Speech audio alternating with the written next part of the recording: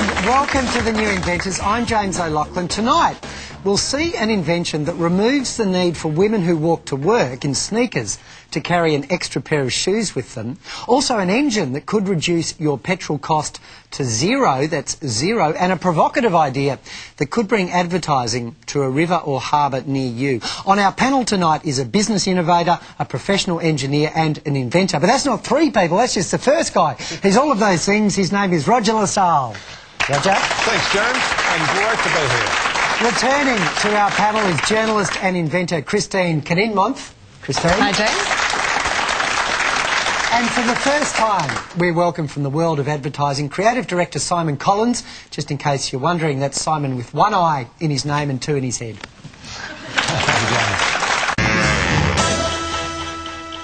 Motor vehicles run on petrol, right? And that's the way it is. Or is it? Is it possible? Could it be possible that a motor vehicle could run on thin air? Well, no, unfortunately. But what about on compressed air?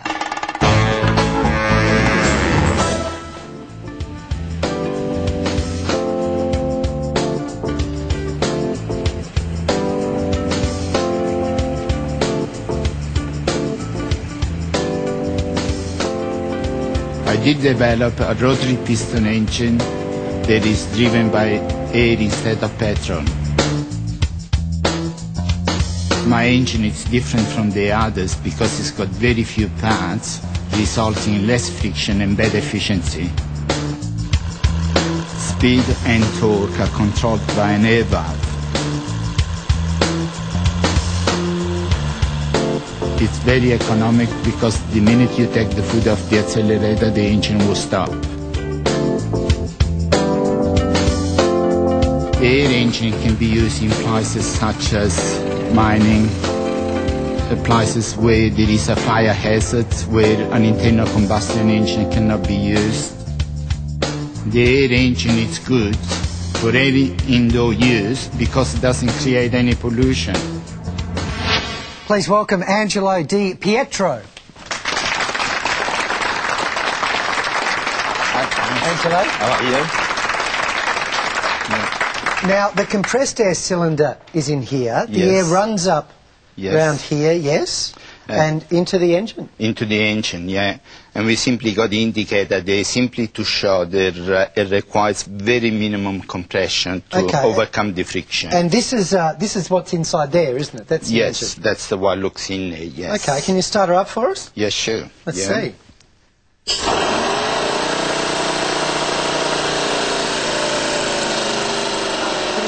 Yes, sure. Yeah. Fantastic. I mean, yeah, Thank you. It's only a model, that's why it didn't go anywhere. Come across. Yeah. How much money would it take to run it? Say per hour, I suppose.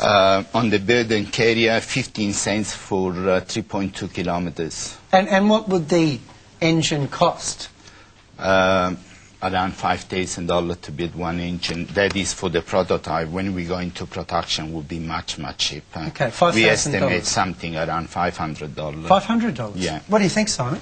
I think it's very interesting, and I'm not just speaking as an advertising guy. I once worked in a warehouse where I had to drive a forklift truck, and it was an old-fashioned one, and everybody's aware that the fumes created by that kind of machinery are a problem. One thing I would like to ask you is that within those environments, and you just demonstrated it a little bit there, is there's always a question, yes, it might be create less fumes, and if you like, less pollution, but the noise is something that should be no fumes at all. No, but the noise? But the noise level. Yes, the noise level is controlled by an air muffler, but also it's controlled by the distribution system. Right. We have a method onto the distribution system that takes care of the efficiency, higher power, and But that would be it is quite loud. Compared with an electric equivalent, for example. Compared to the electric, yes, I have to agree with you on that. But once you address that issue, I think it's great. I mean, we've had machines that run on chook poo. We've had machines that run on water. And do you think, Roger? Well, firstly, Angelo, I've got to congratulate you on the effort to bring a thing like that to this stage. That is a phenomenal effort. A few questions I've got. The power-to-weight ratio compared with, say, an equivalent-size electric motor, how does it stack up? Well, it's very similar to the electric motor in white, but we should not be comparing to the electric motor. We should be actually comparing to the existing air motor. When you look at the existing air motor, the piston motor, for example, it's 91 kilogram compared to ours 13 kilogram. We produce 6.14 horsepower, and they're producing 4.4 horsepower and use double of the air consumption. So for the uninitiated, that's around 4 kilowatts, I guess, is it? Yes. From that machine, which is pretty good actually. That would take an electric motor, and I compare it with an electric motor because that's an equivalent source of low pollution power. And you can get, the term intrinsically safe means motors that will work in a volatile, flammable environment. You can get those, but the size of that for the power, I'm impressed, and I'm very favourably disposed. You look pretty, I am, absolutely. You look pretty impressed, doesn't it? Did you understand that? I did. Christine, what do you think? I scuba dive, and it looks to me like you've got scuba diving tanks sitting in it. Same thing? Exactly, yes. And so if I'm using a scuba diving tank for 40 minutes underwater, how long is this going to run for if you've got 3 of them sitting inside one of those carts for the markets? Well, we're doing for the markets around 10 kilometers. 10 kilometres. 10 kilometers with them 3-cylinder of that size, which is only 18 litres. Summing up, Simon. I think it's great. I can't wait to the point that you've developed it where, never mind the cylinders, we just pull into the gas station, creep past the Bowsers to the air pump, and just fill up there for nothing. Tyres, petrol tank, away. Yes. What about you, Roger? Look, a couple of quick things. Can I fill it up from a service station air pump?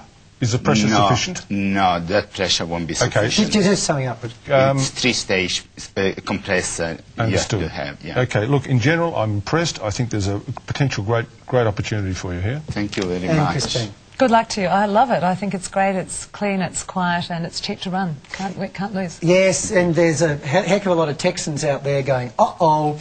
Please thank Angelo Di Pietro. Well done. Thank you very much.